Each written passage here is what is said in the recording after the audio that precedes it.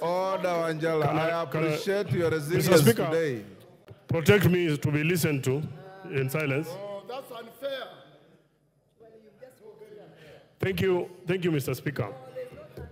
From the onset, Mr. Speaker, I want to say that this bill, as was presented on the floor of this House, any reasonable member of Parliament would object to it.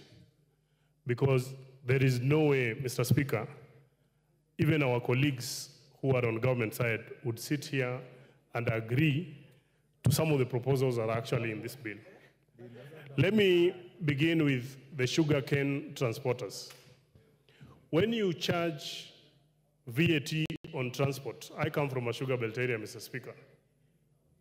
Most of those roads, if not all of them, are Maram roads that are not maintained.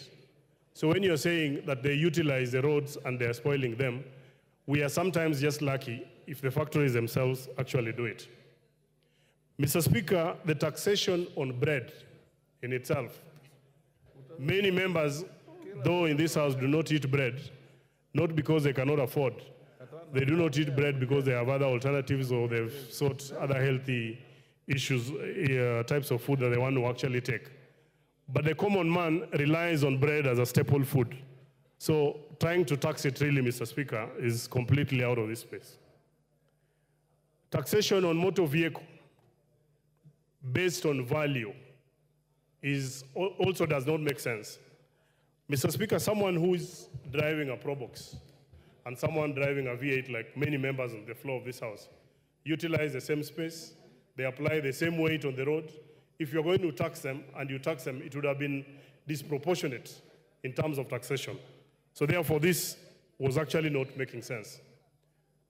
Tax on vegetable oil, Mr. Speaker, would have increased tremendously the cost of food for the common man.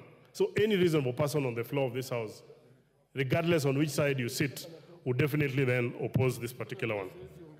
The eco levy, though being very progressive, Mr. Speaker, I do not think the way it had been put in this particular bill made a lot of sense. We need to only tax eco levy on finished products that are actually being brought into the country. I am happy that many members agree and will oppose the threshold for VAT registration. In my constituency, Mr. Speaker, over the last about 1 month, I have had to bring young people together to try and give them CDF projects. Some of them are registering organizations for the first time. Compelling them to register so that you tax them was not leaving them with any money, because the amount of money that we put into our projects, Mr. Speaker, is extremely very little.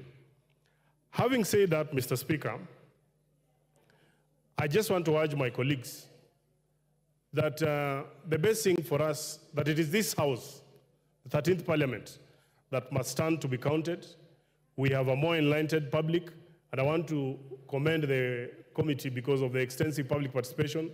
I have seen in their report that they actually had to add a few more days for people to give their views.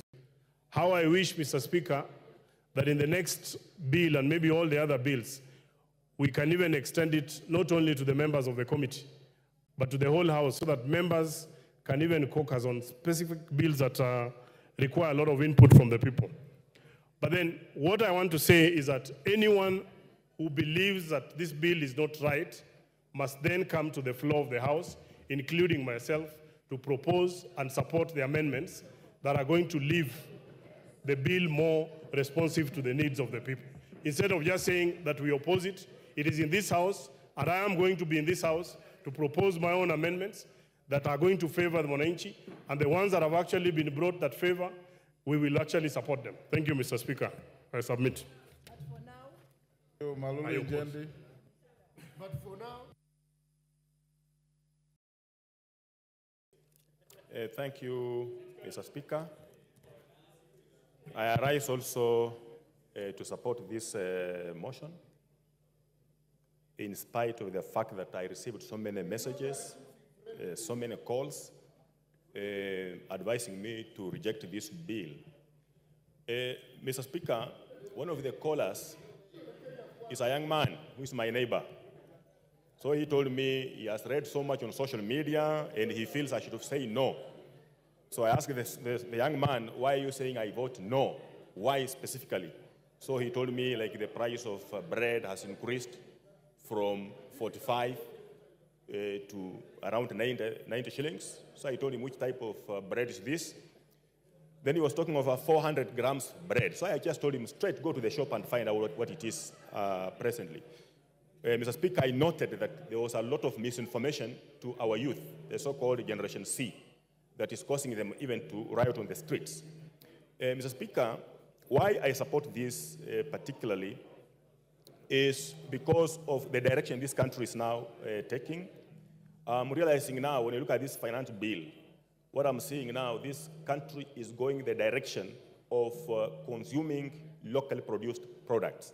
Because what it's doing is giving room for local producers to do the manufacturing of the products that we usually import. And Mr. Speaker, this in itself will actually improve the economy and will also create employment in our country that we are suffering from. And why I'm saying this, because I'm seeing there is a tax or a levy on eco, something called eco-levy. This is actually to discourage importation of finished products and encourage local production. There's also a tax on clinker that's coming from out, so as to encourage our local production. And when this is happening, most of the persons who will benefit are the very youth, actually, who are demonstrating in the streets. And they have been misinformed, because when this is happening in this particular country, most of them then will get employment. They will not find themselves idle in the streets, so as to be vulnerable as they're being used by some persons, some leaders in this country to actually push their agenda. Mr. Speaker, this country, I see a situation where now we want like to take off. Because I recall countries like Malaysia, countries like Singapore, we were with them at the same level. But them taking to this route, they have taken off. They are far away from us, industrialized countries. So this is the right route, and I want to advise Kenyans that we have to be patient with this particular country, and if they want to know that we are on the right track to development and even to our own benefit, they should see what has happened. You know, previously when this government took over, the price of bread was so high, the price of unga was so high, the price of maize was so high, you know, but currently now these prices have come down because of the policies this country is taking to. So if Wananchi will give this government and this country, the leadership, some time, all this that we are crying about will stabilize. Mr. Speaker, I want to appreciate the chair of Finance Committee. There was an issue on ETIMS, invoicing. You see, the factories, I'm hosting 2 factories, sugar producing factories in my constituency, that is Botali and West Kenya.